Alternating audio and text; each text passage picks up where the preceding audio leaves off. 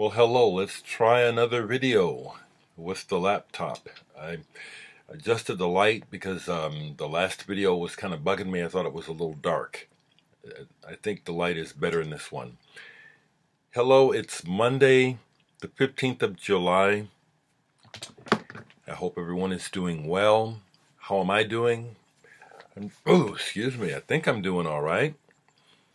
Let me take a sip of coffee and think about that. Okay, so when people send me stuff, I feel the duty to report and do reviews, and so that's what I'm going to do to a degree in this video. Public Eyesore is a record label that is, and Public Eyesore and are two labels run by an old friend of mine, Brian Day, and he occasionally sends me packages of stuff, and I just got one, and I just dived in, so, but I can talk about some of it. Public Eyesore as a label is a label that is dedicated to what some might call difficult music or sound work, or maybe even academic exercises that are then documented. I love Public Eyesore and what it does. It releases works that many of them are not music at all. I mean, music in the sense of thinking like John Cage. Okay, let me put it like that. I was trying to get myself ready for this. Public Eyesore label definitely comes from the ideas promoted by someone like John Cage or Lou Harrison or Lamont Young, where any sound is valid as music. And so a big part of what's going on is challenging people's perceptions. That's what goes on with a lot of the music. That's what I like about it. I was intrigued with sound as a small child. I still remember becoming aware of how intriguing sounds were to me. So anyway, they sent me some cassettes and some CDs. I'll just talk about a couple because I haven't listened to everything. This one is by Brian Day in conjunction with Jay Kramer, who is from Lincoln, Nebraska, and a person new to me, Marco Albert. This is Albert, Day, and Kramer, Mutations, on the Public Eyesore label. Now, Brian and Jay are instrument makers, creators, and builders.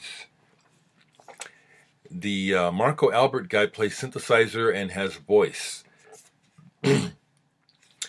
This is really good, okay? However, it's not for the faint of heart.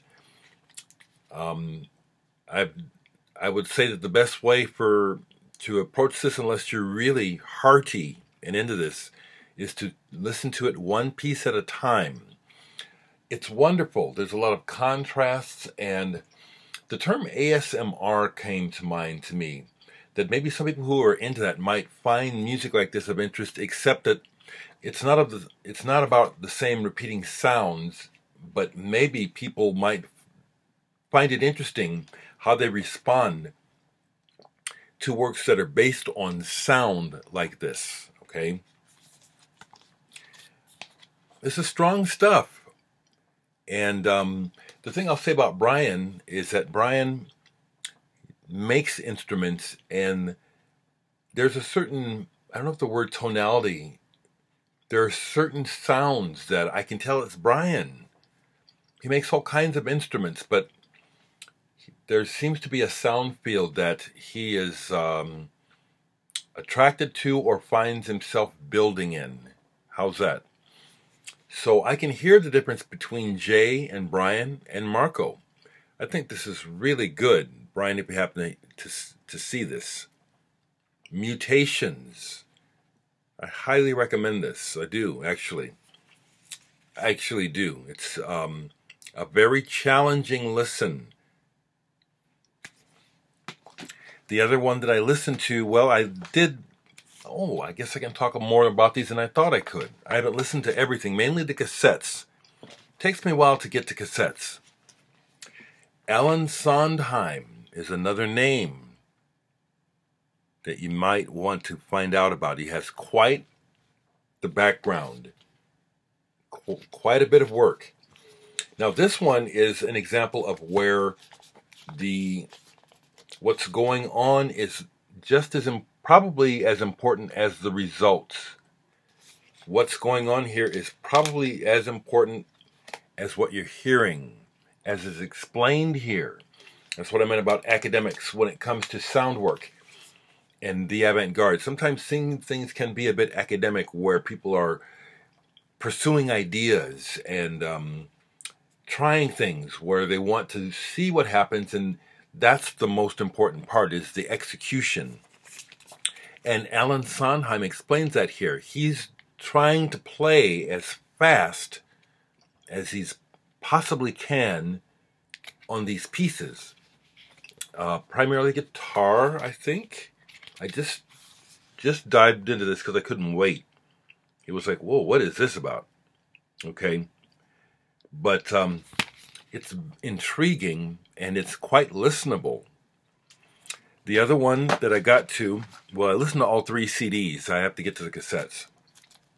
Sent me a CD by Ashtray Navigations with Anla Cortis. And I've got some other Anla Cortis records. Anla Cortis came to my attention when I bought a Kawabata Makoto from Acid Mother's Temple solo record, where he works with Anla Cortis on some drone. And this is more drone-based work. Protozoic Rock Express. I love this. Now, I don't like all drone, but good drone is like soup. It's thick, and there's just textures for days, and there's just something neat about it. And this one gets it. It's in 3 parts. It's droney. It's gauzy. It's hazy. It's enveloping. I like it a lot. So the cassettes I have to get to, I started to. They sent me some cassettes. So I started to listen to this one. Sindre Bjørga, Hesitation Marks. I looked it up, and this is a sound artist out of Norway. And this is, I've made a lot of recordings like this. Once again, I want to say that sometimes it's more the doing than the listening. So while I was listening to his works, it's 2 sidelong pieces, live pieces where he's playing with cassette machines. You can hear tapes being sped up and slowed down, other things being knocked about, contrasting sounds. I enjoyed this work to a degree, but I must say that it's maybe more fun to do the work than to listen back. But that's what this is about. That's what it's about. It's about sound manipulation. I do like it. But I've got a lot of work like that. And I have to be in the mood anymore. You know, like I said, the honest to God truth, it's more fun to do it, to be in the doing, than to be listening back. And there's more cassettes. I'll show those later. Other music right quick. Yukihiro Takahashi from Yellow Magic Orchestra from Japan. One of my favorite pop artists, Once a Fool. Dan Burke is someone I've never met, but I see him online and he posts records, and I think I would really like him as a person. He was showing that yesterday, so I pulled it and played it. Here's something I bought. I like their early singles. Skids.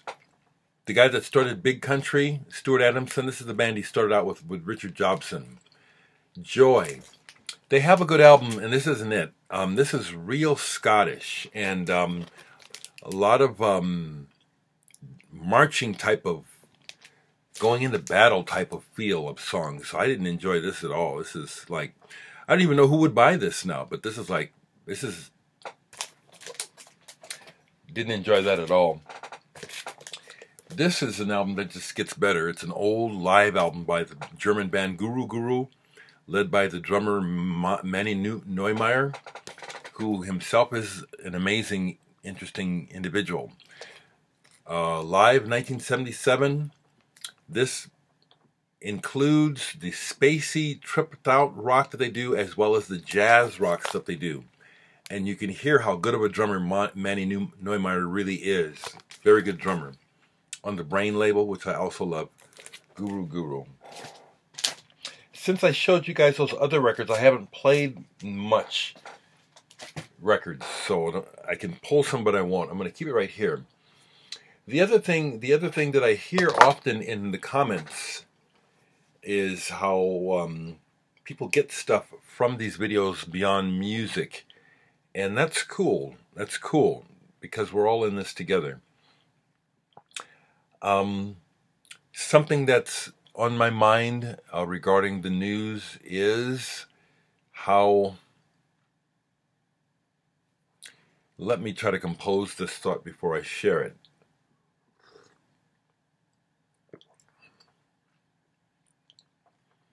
Well, it just appears to me that the whole plot to politically saturate and poison the atmosphere of the world is complete. It's like people are vehemently defending their right to be selfish, racist, hateful, small-minded. And then there's people who claim to be open-minded who are just spouting their agenda and not able to listen. And what's that old saying? And never the twain shall meet.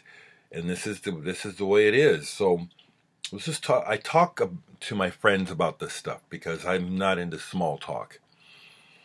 And we all agree that we just have to make the best of it, try to be decent people, and in our personal lives try to do good things, because the overall trend is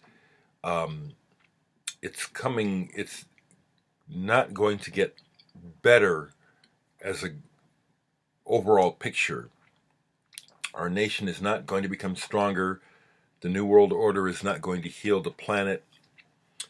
The climate crisis that we're already in, but the mainstream media refuses to address because there's too much money to be made otherwise,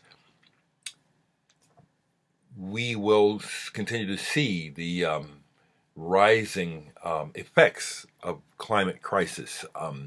The things, we're past the point, scientists have been saying, well, we could reverse it. Well, it's really too late, Well, it is, so we'll just make the best of it. So I guess really what am I saying or thinking about? I'm just thinking about how the best thing that anyone can do is to just try to be a decent individual. Do the protests and all that sort of thing. But the people who own the resources, who own everything, to them greed is good. They're not giving anything up. My brother-in-law, the Disney legend, Floyd Norman, look him up if you don't know who he is. Floyd Norman, who was just here in town, came in town with my sister for my Hall of Fame induction. We were talking about this stuff. Floyd's 84. He's been around. He's seen some stuff, And he was saying, he's around a lot of very rich people. And he says that, it's a different world. He says, their whole modus operandi is, I got mine, you get yours. And this really is what we see. It's the whole Gordon Gekko thing, that greed is good. I got mine, you get yours. And this is what's going on. On Facebook, I try to make comments where I express my, I guess as a bleeding heart, concern about everyone. And recently I've had some people who I don't know real well, but who I'm associated with, actually come on and try to say to me, well, you ought to just be happy with what you got and just be quiet, you know. These people think they're good. That's a healthy attitude, really? Really? And apparently it is very, very, this is the way people are just going. Well, everything's okay over here. Well, I can go to the store and get what I need, you know. And that just seems to be where it stops. And the other thing I'll say about the ICE thing, if it isn't more obvious that the administration, it's about whites and rich. What's that saying when I was growing up? If you're white, it's all right. If you're yellow, you better stay mellow. If you're brown, well, maybe you stick around. But if you're black, stay back. Well, that's changed, you know. It's still, if you're white, you're all right. And if you're yellow, well, maybe you better stay mellow. But if you're brown, they want to put you down. And it's the same with the black. If you're black, they want you to stay the fuck back. So one thing I'll say about white privilege in this country and about racism in general, if it isn't more obvious about racism that the colonialist mindset of whites trying to conquest the world, and they get to cultures where they like the culture. We want your culture, but we don't want you. Harkening back to the Elvis thing. Well, if we could just find a white boy that's got the black sound, we ain't got to deal with them damn darkies. To this day, this is what goes on. It's madness. It's madness, and it's real. It's a shame, you know. And the guy that's sitting in the presidential office, pathetic. He's a perfect example of this racist, elitist, classist selfish way of thinking. It's not okay, but it's the way it is. I just have to speak out so I don't lose my mind.